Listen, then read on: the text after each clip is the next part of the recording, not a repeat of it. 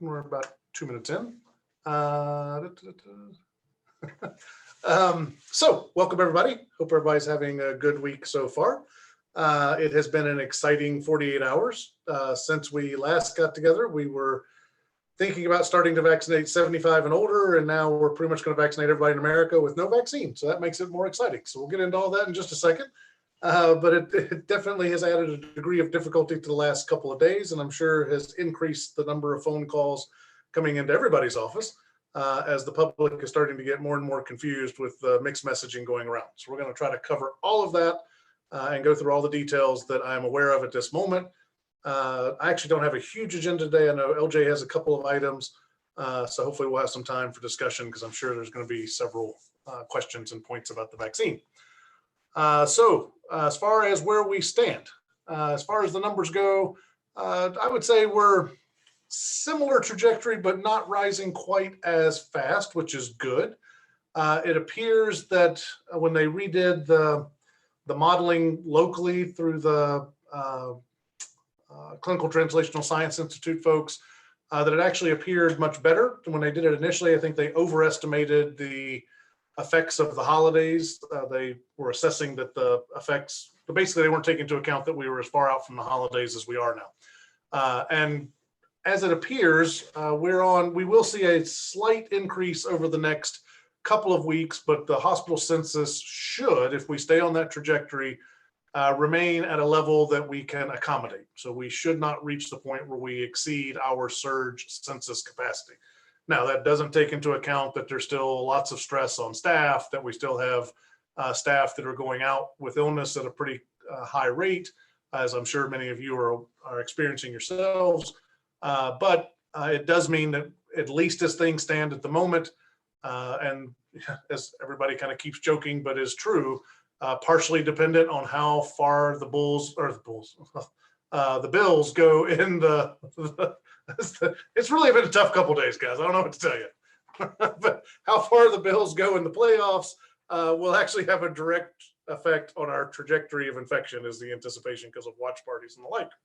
But right now, based on current modeling, we think that we will stay within hospital capacity, which is good. As you can see, locally in the Monroe County area, we've now topped 40,000 cases. As far as mortality, we've topped 40,000 deaths in New York State. So, we are still on a not so great trajectory, but New York has now sunk to, I believe, number 7 as per hospitalization rate in the country. Remember that of those 6 leading states, 5 of them now outpace any other nation in the world as far as hospitalization and infection rates. So we are still definitely in the throes of it, to be certain. The graphics, I'm not sure, tell a big difference in story. Our hospitalization rates are starting to flatten out and bump around a little bit, as you can see here. The ICU rates have started to flatten out and even slightly go down, which is good. Hopefully the mortality curve, you can see it looks like it's crested. Hopefully that will be the case, but we'll have to continue to follow for the next couple of days. So I think that's really all for local. The regional data, I don't have any new data to share there. I think we're seeing the same level of kind of plateauing across the region at this moment. Quickly about testing. So testing is actually going well. I think the peak that we've had since the return from the holidays is about 3,000 tests per day per the lab. They just received and began to put into place 2 new high volume test platforms that should be up and running by the end of this month. So they go through the testing process, the training, all of that. So that will further increase our testing capacity. So I think we should be in a pretty good place, at least if things stay at the current projections in the next couple of weeks. And by the time we hit February, testing should not be a big limitation at that point. And that's PCR testing, obviously. The other thing I will mention about testing, I have had a couple, this time reputable companies, reach out to me about antigen tests. So those are starting to flood the market at a much higher rate and at a lower price point than they were previously. So currently, I think most of the ones I've seen are somewhere around $27 is about the average. Uh, Reimbursement is variable. I can't get any good answer as far as kind of a ubiquitous reimbursement level for antigen testing, but it does seem that it's in most cases higher than that $27 average cost per test, but not dramatically so. So it's certainly not a money-making operation. There still remains only a couple of circumstances where antigen testing would be valuable at this point. So I don't think that the recommendations that we have shared change at this moment. But if folks do have reasons that they're doing antigen tests or within those guidelines feel that there would be value to them, then we do have some vendors, if you will, that are offering us, access with both pretty good cost and pretty reasonable amounts of volume of testing available. But at this moment, I don't think there's any reason that I can say that increasing use of antigen testing would be warranted at this moment. I think that's all I want to talk about there. Let's go on to vaccine. So as everyone knows, per the governor's prior outline, Monday we went to the 1B group that was approved for vaccination. So that included kind of a broader group of essential workers, but then also the 75 and older crowd. Due both to federal mandate and also to kind of state goal of accelerating the process, by Monday, just about 1 o'clock or so, the governor announced that they were going to accelerate the 1C group and include the 1C group in the vaccination. That takes us to 65 and older and those with chronic conditions. So that would be 16 and over with chronic medical conditions, of which it's the high risk COVID conditions. So diabetes, heart disease, COPD, cancer. And then the one that's throwing a wrinkle into everybody is immunodeficiency. Even as of last night in the governor's email, the state has conceded that they are still working on a definition of immunodeficiency. It has ranged from everything from if you're taking steroids to HIV/AIDS, essentially, as being kind of the range of what would be considered. Clearly, folks who have autoimmune conditions, folks who are on chemotherapy, folks who, have some type of, say, multiple sclerosis or something like that, or on treatment for it that may affect their white count. There's a wide swath of the population that could make a claim into immunodeficiency. So as of yet, the chronic conditions category is there. We are still awaiting clarity. Previously, when we knew we were broadening to 1B, the directive was you should finish 1A and then move into 1B. So the question now is, are we going 1B and 1C, but should start with 1B? Or is it all comers in the 1B and C category? That's issue number one. Issue number two is, where's the vaccine going to come from? So at least locally, I think Strong did get I'll say a reasonable, but relatively small comparatively, allotment of vaccine this week. I think Rochester Regional got a much smaller allotment this week.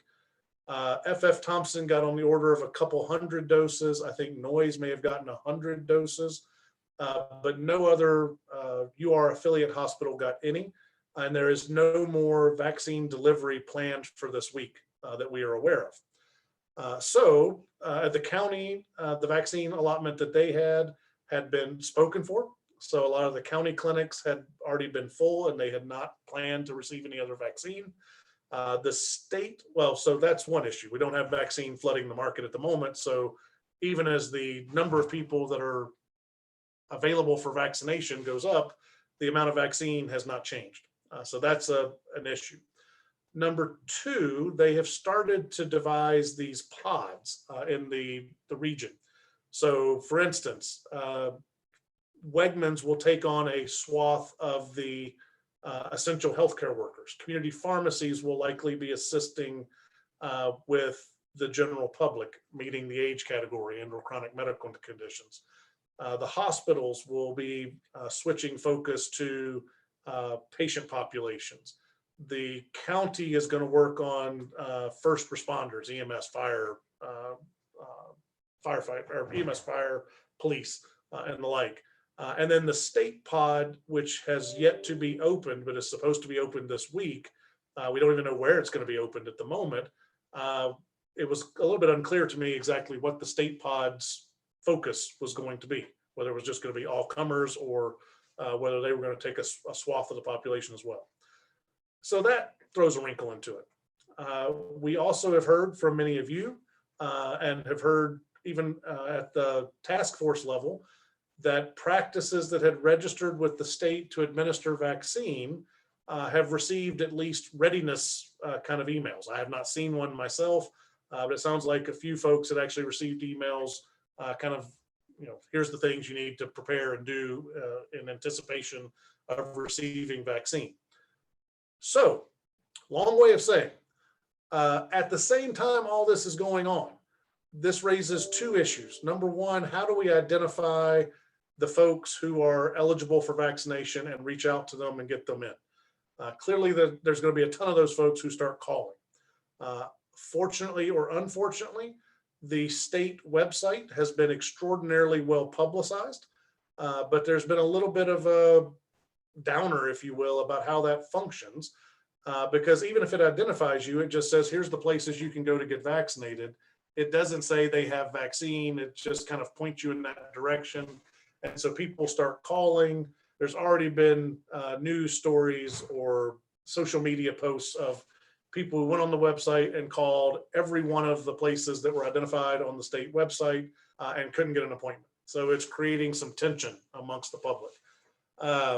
We also saw that even in one of the UR employee health clinics that were going on yesterday, folks have started to take those generic email invites that we sent out to many of you and share those amongst other people. Now, in all fairness, they are 1B and 1C folks. However, those invites were not meant for that segment of the population at this time.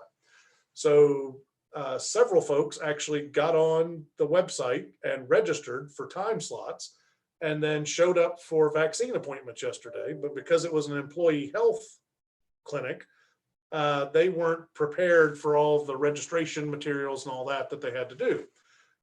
One group home actually had several patients that showed up, and then a couple of the patients actually came with their elderly family members and basically just showed up and said, I'm here to get my vaccine.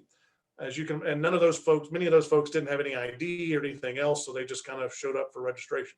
So it ground that whole process to a halt. We're going to see a lot more of that, unfortunately, as we go forward. It was hard enough dealing with healthcare providers. As we move into general population, we anticipate the no-show rate's going to go up. We anticipate people showing up without adequate identification or registration will go up as well. The other issue that we're dealing with, and again, not to any fault of anybody, is that everyone's kind of taking a slightly different approach as to how they're doing vaccination. So for instance, right now, the U of R and all of the county sites are still doing an appointment style request. Rochester Regional has announced that they are going to be doing walk-up drive-in vaccination clinics where you don't necessarily have to pre-register.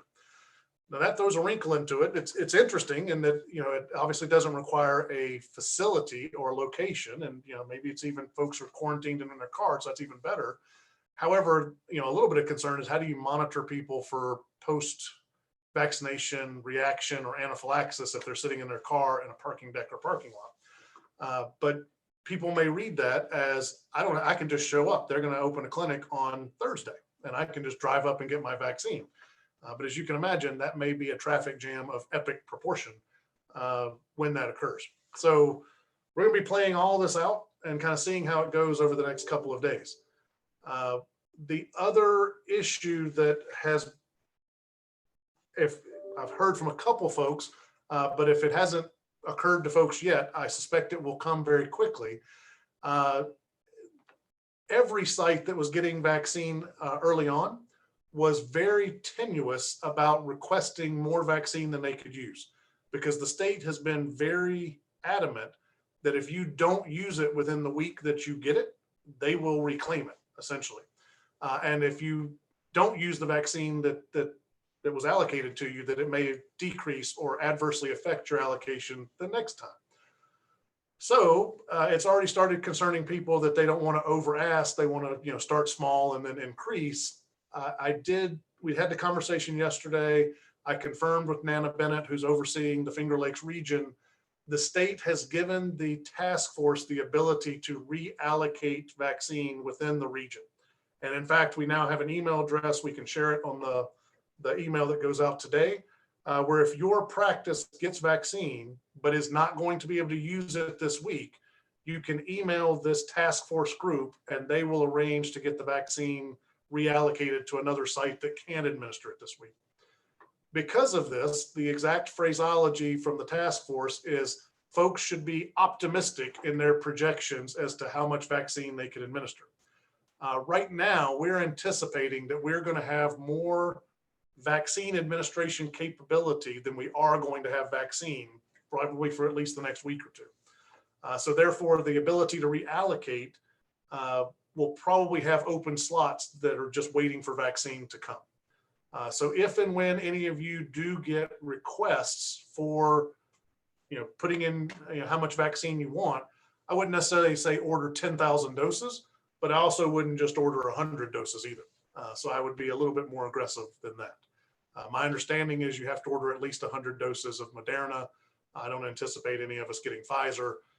So, with the Moderna, you got to be able to give 10 doses from the time that you open, when you open the vial. I think you have about 5 hours, if my understanding is. You have an hour once it's drawn up in a syringe. You have 5 hours from when the vial's opened, is my understanding from talking to the pharmacy team. So, just as you start to conceptualize what your clinics may look like. At this moment, I have no knowledge or understanding as to how fast vaccine may be coming to any of the practices. In fact, I would even go so far as to say you guys may find out before we do. That has been somewhat the moral of the story. Also, because I know many of you have signed up to administer, expect that you will likely hear what's going to happen sometime around midnight the day before. So if anything happens like what's happened in the hospitals, on Sunday night around midnight, there's a notice, and then Monday morning is the go time. So it's been kind of a lot of quick stutter step to get things up and running. So I know patients are feverish. I know folks are kind of panicked about getting in their vaccine. It's going to be confusing because people are going to say, well, I've got prediabetes. Does that count? I took steroids one time for my COPD. Does that, whatever the case may be, everybody's going to have a something. And in some of these cases, they're actually reasonable questions and considerations. But, I would say the only absolutes are we have to stay within that 1B and 1C category for the moment. There probably will be multiple avenues by which patients can get vaccine, whether it be through a state pod, possibly through the hospital, through your own clinics. But we are going to try to, as much as possible, work together so that at least we have general coverage or general awareness of where patients are being directed, which patients are still on the list, because what we don't want to do is have 3 different groups all calling the same patient, wasting their time and effort trying to schedule that person, and then still not knowing whether that person got vaccinated or not, where they ultimately went and ended up. So there's that. The other thing, just so you are aware, we've had the conversation both at the U of R level and now at the task force level. There is not going to be any separation. So for instance, right now the U of R is working up a list of patients who meet the 1B and 1C category criteria who have an MRN within the U of R system. So that could be community patients. That could be employed attributed patients. On the one hand, obviously we don't want patients, if your clinic is vaccinating, we want you to be able to vaccinate your own, but also we want everybody to have equal access to vaccination. So we kind of pushed to make sure that this was ubiquitous, that everybody had free reign, that it wasn't, oh, if I'm seeing an employed primary care provider, I'll have faster or more voluminous access to vaccine than if I'm seeing a community health provider. So that is not the case. Come one, come all, it'll be fair and equitable. But that doesn't mean that your practice will be expected to necessarily vaccinate come one, come all. It'll be your patient population, but your patient population will have somewhat expanded access beyond just your practice is the anticipation. So I know there were a lot of things in the chat at this moment. That is the anticipation for right now. We do expect greater clarity literally almost by the hour. There continues to be more information coming in. We had a session last night at with the task force talking through some of these issues. We're still awaiting some of the questions that were takeaways. We're still waiting to hear the answers to those questions. But as this information continues to come back, we will continue to update you guys on what we know. But as I said, especially if your offices start getting vaccine, you may be as up to date or more up to date than we are in some phases of this in many ways. So more to come, but it's going to get hairy here in the next couple of days. Where we may move beyond 1B and 1C, how fast that may accelerate, really don't know. So next week, whole nother barrel of monkeys opens up. So inauguration happens. The Biden camp may decide on the first day to issue an executive order changing the tiering system. They may accelerate the process. The Trump administration has already decided to accelerate, to no longer hold second doses in reserve. So they're trying to get more vaccine out into the market. That leaves open a host of concerns that I know many folks have voiced about what does that mean for me? What does that mean for my staff about getting second doses? The hope is that the production will continue to match the delivery of first doses. I wish I had greater insight and confidence to tell you that will absolutely be the case. I don't, but I'm hopeful that that will be the case and will remain kind of a guiding principle that everybody looks to. Certainly Fauci and other folks who are going to have a voice in the incoming administration as well have been very clear that keeping the second dose on schedule is important. But I just don't know how fast the production is going to keep up. So we're going to be seeing a lot of changes. There's going to be a lot of day-to-day communication. I don't know that necessarily it will necessitate having the webinar more frequently, but it may mean that we need to send out e-updates to everybody just to let you know what's changing and what's going on. Okay, so I think that's all I had. I'm going to shut up now. And Hey, Chad, in the chat, there was a question that you were kind of addressing there about whether there will be second doses of vaccine available for healthcare workers if they already have second appointment schedules. So at this point in time, what I heard you say is UMC or whatever site folks got this at are honoring the second appointments. They are already starting second appointments now. Okay. They have never been able to reserve doses to hold them for second dose. They were always being allotted and told that, when it's time for the second dose, you will receive an allotment to cover the second dose volume. They will not proactively schedule new patients beyond what they think they're going to receive. So if they know they have 3,000 patients coming or 3,000 of us coming next week for second dose, they're not going to schedule 3,001 people because they'll make sure that they can get the second dose first. So that's how we're handling it locally. But obviously what happens if we only get 2,900 doses? I don't have a great answer to that one just yet. Any other chat room questions that shall be addressed? Otherwise, I can hand it over to LJ to start her part, and I can read through other chats because I know some of it came just to me. That sounds like a good plan. So I have two things just to cover. One of them will be the return to play guidance, which was queried in the chat. But first, I just want to talk for a minute. We're getting some questions and emails from primary care providers stating that your offices are getting more calls from patients and from families having been guided by the health department to follow up with you all around quarantine and questions of close contact. So I do want to let you know we're in dialogue with the county around that to see what that process is. But I think in part what's happening is just to remind everyone that now the county no longer does the close the loop on the isolation and quarantine piece. They are issuing quarantine and isolation end dates at the same time they're starting it. So people are getting a piece of paper that says your isolation or your quarantine begins on this date, and then it ends on X date. So, they do have that information as part of the guidance applied to them. I think the other issue, though, is that in these cases where there's close contact and there's been concern about whether is it true close contact, and the health department has not gotten to the point of assessing that, or we know there's a delay, we know that there's more and more patients, you are likely to get more questions about that. So I think that it's really not that complicated to assess if someone's close contact or not. We've published those definitions before.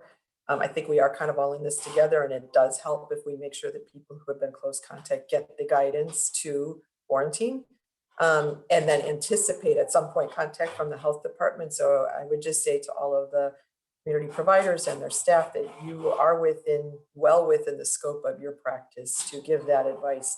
As part of the guidance today, Renee, if we will just include again, maybe an excerpt from the frequently asked questions from the school forum that was held that outlined that, like what that guidance specifically is and what we as PCPs and healthcare providers can do to reinforce those messages.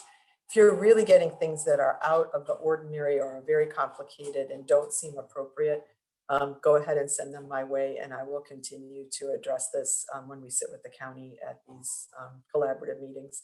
I think we're trying to support their work, and at the same time, we want to make sure that they're getting the right questions are coming to them, and appropriate questions are coming to your providers. So return to play. Okay. So this is I'm beginning to think this is a roller coaster ride of COVID guidance that we're on all the time. So buckle up because there's all sorts of twists and turns. I'm going to try to share my screen as I'm talking to you all. Renee, I've got permission to share, right? If I can do this. The AHP has released some modifications and clarifications to the guidance that they put out in December.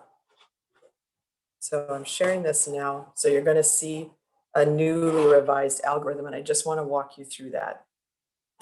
Many communities, cardiologists, PCPs, other folks have been reaching out to the AHP with questions about what does this documentation, what did this guidance really mean? Was this intended for sports and athletes, or was this really intended for school age children and adolescents?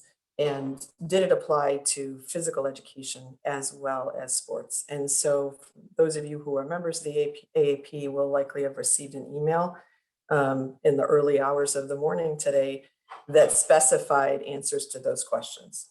So the guidance is intended to be for all school age children, not for just middle and high school kids.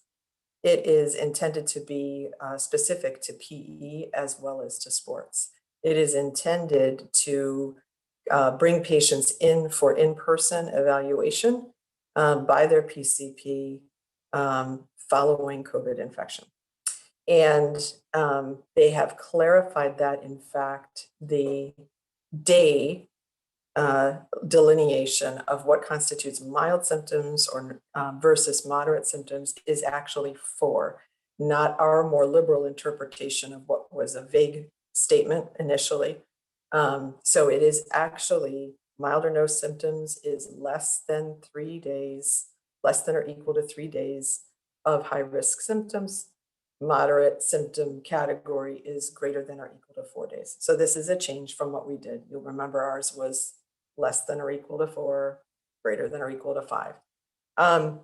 So we're revising the guidance with a few things. So I want you to look at this document, walk through it with me, and I will highlight what those changes are. The document still does apply to K through 12. The AHP specifically highlighted this is return to exercise, even though on the website it says return to sports, it's return to exercise. We've changed that language in this document.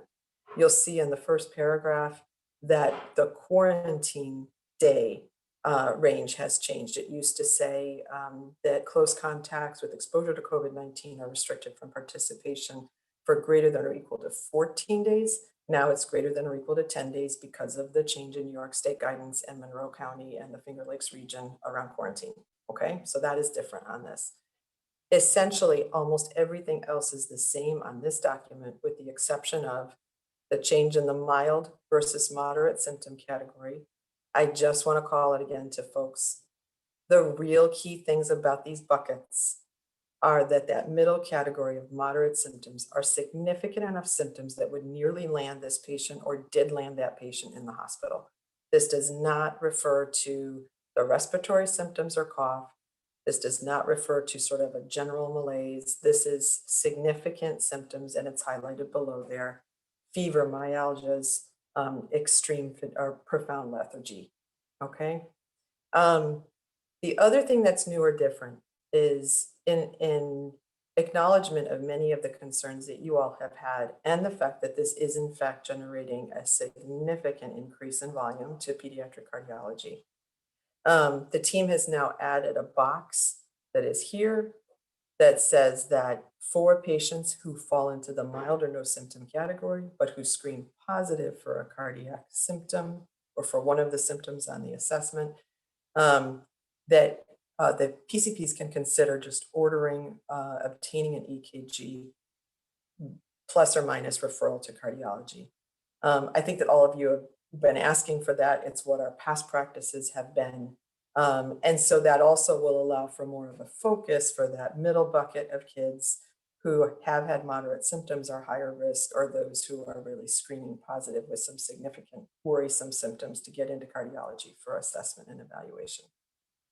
The last thing that's different in this is that there's a little caveat note towards the bottom. I would need to put my glasses on to read that well, so I'm going to do my best with that. But basically, we are hearing you loud and clear that when you call cardiology, you may be getting pushback about certain patients that you think have a past cardiac defect, or have had a past cardiac abnormality that may be repaired, but you wonder may qualify this child for referral. George Porter and I talked this morning. I asked if he would work with me with his nursing team, who are the ones who are doing the ultimate triaging on these calls. And we're going to generate in the next day or two a brief FAQ that will then support this document and will give more clarification for you and for your staff in terms of those referrals, and very specific around the types of symptoms and the types of pre-existing conditions that might warrant putting a child into that higher risk bucket. So we hope that will help streamline things and improve communication around this. So if, just so you're aware, today we're releasing both this revised algorithm and we're making the change to the assessment and release document. The only change in that document is, again, just the 4 days rather than 5 days of symptoms. The other things you should know is that the Buffalo region is adopting the exact same protocols as we have here. And there is some conversation with Syracuse. So there may be actually some alignment across Western New York and the Finger Lakes region anyway, and maybe beyond, which I think is good. I'll stop my share so I can see your faces. Now here's the really interesting part. Many of you have heard and was posted in the chat there that the schools may or may not be following this guidance now, and you're going to hear this more and more. So what is happening currently, because this is a best practice guideline that's been put out by the American Academy of Pediatrics, but has not been formalized into any kind of a mandate from New York State Department of Health or from New York State State Ed, that there has been legal counsel to the majority of the school districts telling them not to participate in this and not to do the graduated return to play supervision. So I think what's important in this piece is, I think in all of these areas, we have to think about why is this happening? One reason this is happening is the fact that this guidance applies to all school age kids. And for a lot of the kids, it's just PE. It's not scholastic sports. Those kids are really difficult for the schools to supervise because, as you know, any of you have kids in a hybrid model, they're not going to PE very often. They might get 4 or 5 sessions of PE in a month. And so we are asking for our providers, and we will put this in the communication today, to encourage parents to supervise that return to play, that graduated return to activity over a 7-day window for the kids, for the younger kids, and for the kids who are just going back into PE. There's going to be more supervision around that and getting these kids back into activity than if we ask the schools or PE instructors to be doing that. However, we are recommending collectively, Golisano Children's Team, as well as the Buffalo groups, that the schools should, in fact, be monitoring this return to play for the scholastic athletes. I don't know where that's going to go. There is no mandate for them to do so. We are hoping to elevate that concern to the level of state ed and Department of Health, but stay tuned. There's always something. So I think it's our responsibilities as primary care providers to offer parents the best information around this. You all know, any of you who've had a patient who had a concussion, you know the pushback you get from some families when they don't want to have a graduated return to play. This is not a prolonged return to play. This is just smart observation while a child is becoming physically active. So I hope we'll be able to have some consensus around this. I don't know what questions may have come up in the chat around all of that, Chad. Is there anything that I should, or Renee, is there anything I should? Actually, I think you covered it as you were going. So nice job. Okay. Well played. Yeah, very funny. Well exercised. No, I'm joking. So Renee, I know you have one item to cover. Yeah, there was a question in the chat regarding some patients who have been directed by vaccination sites that they're required to get a prescription from their PCP in order to obtain vaccination. We don't have any information about that. And I appreciate certainly the crush of questions that are coming into your offices. But if you need us to follow up on some of these anecdotes that you're hearing from patients, we really need you to capture those details. We're absolutely committed to following up with the vaccination sites that are passing out this information, but we need your help and we need the details. But among the three of us, we have no information about anyone getting that direction from a vaccination site. If anyone on the call knows different and also has patients and has details to share about where they're getting that information, that's really helpful. Yes, I'm not aware of people having to get a order or a prescription for the vaccination at this point. So that shouldn't be an issue, but please let us know if you hear about that. I'm not saying it's not going to be required in 20 seconds, but I'm not aware of it at this point at any of the sites that I'm aware of. One other that I want to clarify that maybe I misspoke or wasn't fully clear. As of yet, there has not been a clear and concise outline of what constitutes chronic conditions. So we are still not pursuing. In fact, at this moment, we had started generating this. When I say we internally at AHP had the conversation. UR Medicine had their own plans, and Rochester Regional had been doing their own, where everybody had been generating lists of 75 and older. All of us have now started to look at 65 and older and generating program plans for that. We are still waiting to hear guidance as to what will constitute chronic conditions before we include that, because as you can imagine, it's easy to search somebody's birth date. It's a hell of a lot harder to find out when did they last take steroids. You know, do they have Crohn's that's active? Do they have blah, blah, blah, blah, blah, blah, blah. So that is going to be a much more difficult process. And so we're waiting to hear more guidance from the state on exactly what that will entail. So more to come on that. But at this moment, no one is pursuing the chronic conditions because we just don't have clear guidance as to what those will be. The other thing that I wanted to point out that Renee had raised earlier is for any of you that have still got staff who have not yet scheduled, there are Moderna appointments for healthcare workers at U of R today. I did reach out to a couple of you yesterday. We did get some clarification at the task force level. So for those who had been positive COVID, that we had initially said, wait till at least the 90-day mark before getting the vaccine. There was clarification that they have been administering vaccine to those who are at least out of quarantine. So by my instruction, what I would say, this is not any guideline, this is not anything that has been blessed by the masses, but I am a bit concerned right now as to the shrinking availability of vaccine and the escalating availability of arms that need vaccine. So at this moment, 1A are still the preferred recipients. So if you are outside of that quarantine window, even if you had COVID, I would say it would not be unreasonable to go ahead and schedule yourself to get vaccinated now. That being said, in all fairness, the 90 days was the initial recommendation and guidance by the CDC. It was not an absolute, it was guidance.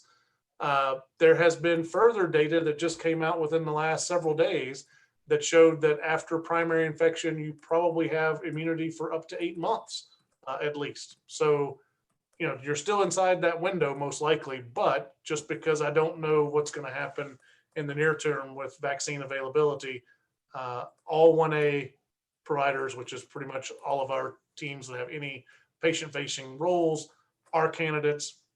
If you're outside of quarantine, I would say it's not unreasonable to go ahead and scoop up those appointments and get vaccinated.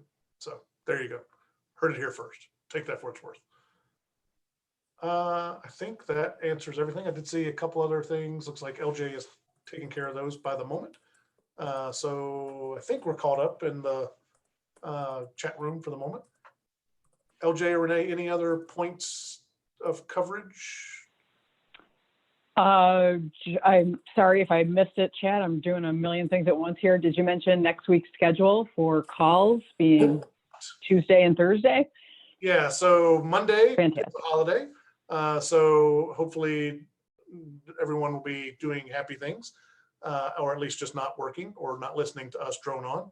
And then Wednesday, there's this whole thing where like the entire power structure of the free world is going to change and God only knows what's going to happen. So figure there's going to be more than a few people who are more interested in that than they are in us. So rather than Monday, Wednesday next week, we will move to Tuesday, Thursday for the 12 o'clock call. I do realize that means that we're going to be competing with our behavioral health friends on Tuesday. We'll have a death match with George Nazra and see who wins, but I think I can take him. So we'll see what comes of it. Nick is not as sure. It's probably gonna be a good fight. I'll give him credit. He's probably pretty wily, I guess. But nonetheless, we'll see what comes of it. Yeah,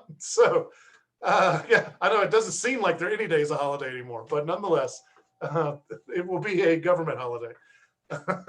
So no Monday, Wednesday. We will be Tuesday, Thursday next week, which will hopefully give us a little bit of time because the Monday is always the rush of new information being released at fever's pace. So hopefully we'll have a little bit more clarity by the time we reassemble. In the meantime, we will definitely try to keep you abreast if there are sweeping changes, especially as it relates to patient vaccination and availability of vaccine for patients, because I realize that everyone's being inundated with those calls. I can tell you at this moment, realistically, we are talking about probably a couple of hundred patients that either have been or will be vaccinated across the Rochester region in the next couple of days. There's just not been that much vaccine going around at the moment, and trying to get patients signed up is a whole nother level. So this is, despite what patients may call and say, there are not 450,000 patients who are getting vaccines tomorrow. We're probably talking hundreds at best, realistically. So take that for what it's worth at the moment. It will definitely accelerate in the coming days and weeks.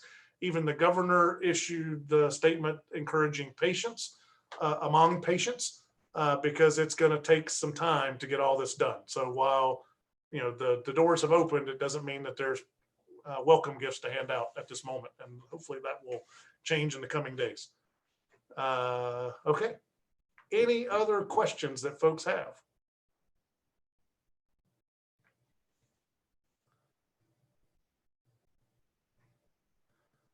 Looks like that's a no. All right. Thank you all very much. We will plan on seeing you back on Tuesday, so you get Monday off. Any questions, continue to reach out. We'll try to corral this information as quickly as we can, and then we'll undermine everything we told you 5 minutes later, but that's the fun of this. And otherwise, have a lovely weekend until we reconnect. Take care, everybody.